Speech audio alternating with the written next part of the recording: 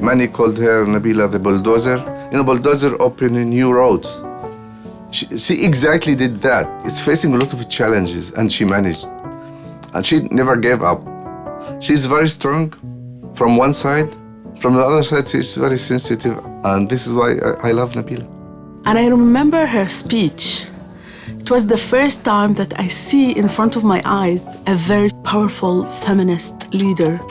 She not just talk about feminism, she lived her life in a very feminist way.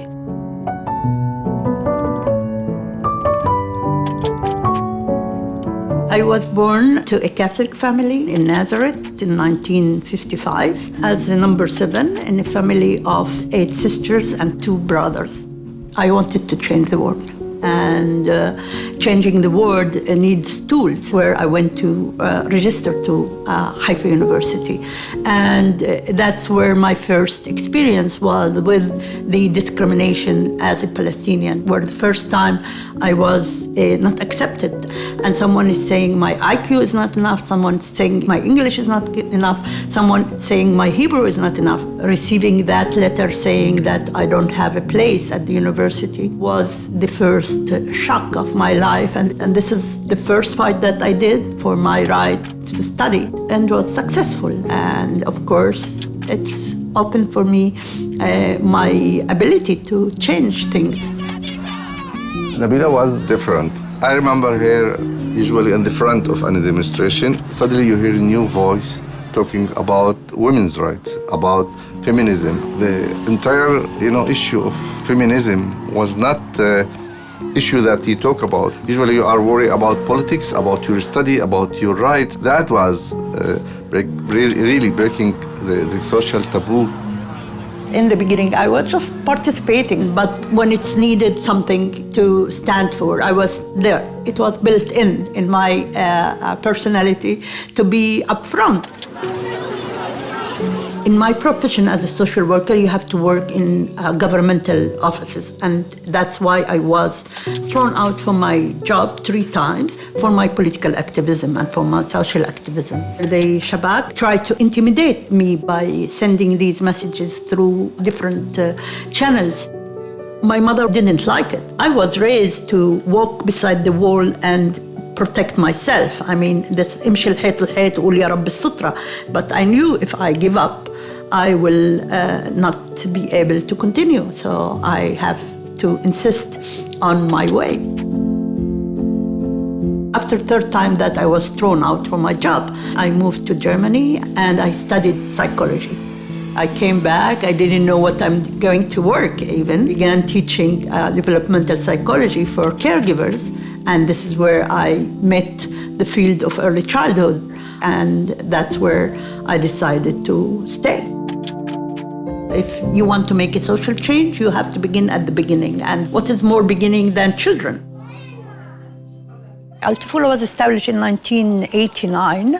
We have about 86 children, aged 3 months to 3 years, that we're working with them and with their parents. Al-Tufula means childhood, and because we wanted to begin with childhood, this is the name that we took.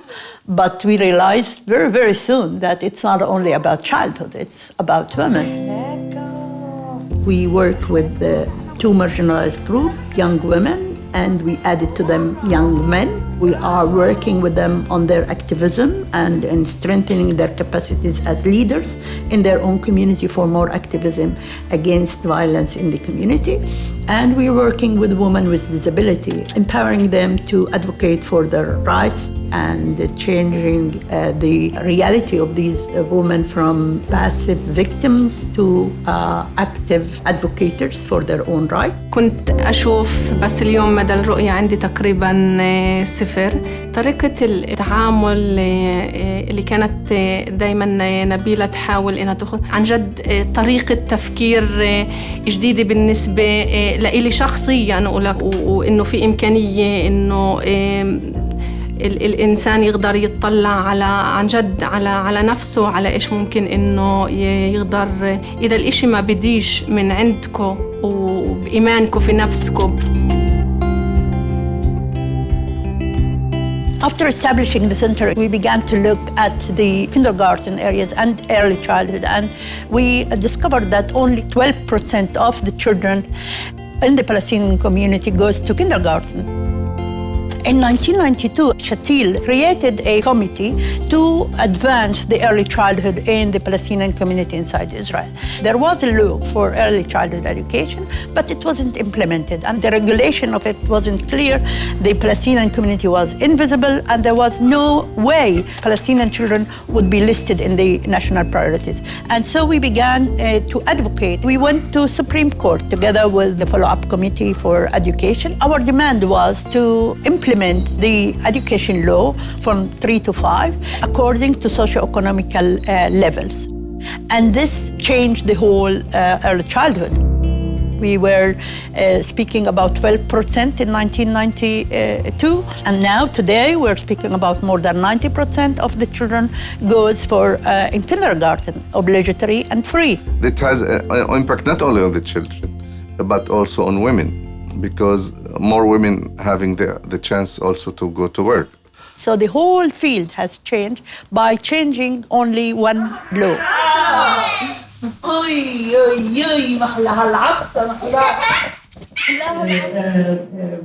Organizations like Palestinian women are normally facing 3 circles of discrimination. One, they are part of the national minority inside Israel, and as such, we are discriminated against.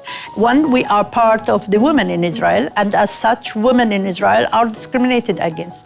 And the third circle is being Palestinian with a conservative society, and within the conservatism in our society, we are discriminated against. These 3 circles are intersectional and are connected to each other.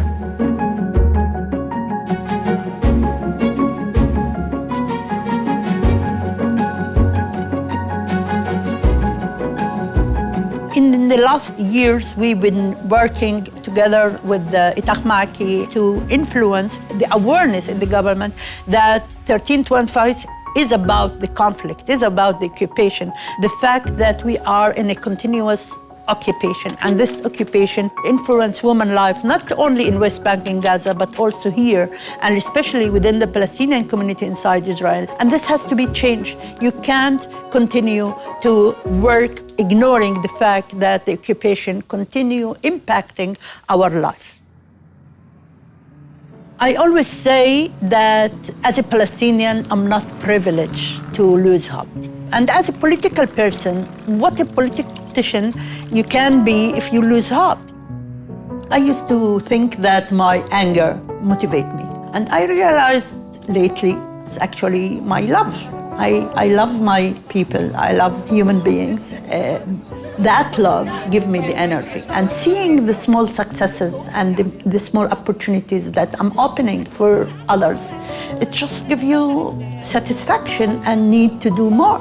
So if I opened for myself opportunity to study, that was my first struggle. Today, I am opening possibilities for others, and it gives you a lot of satisfaction.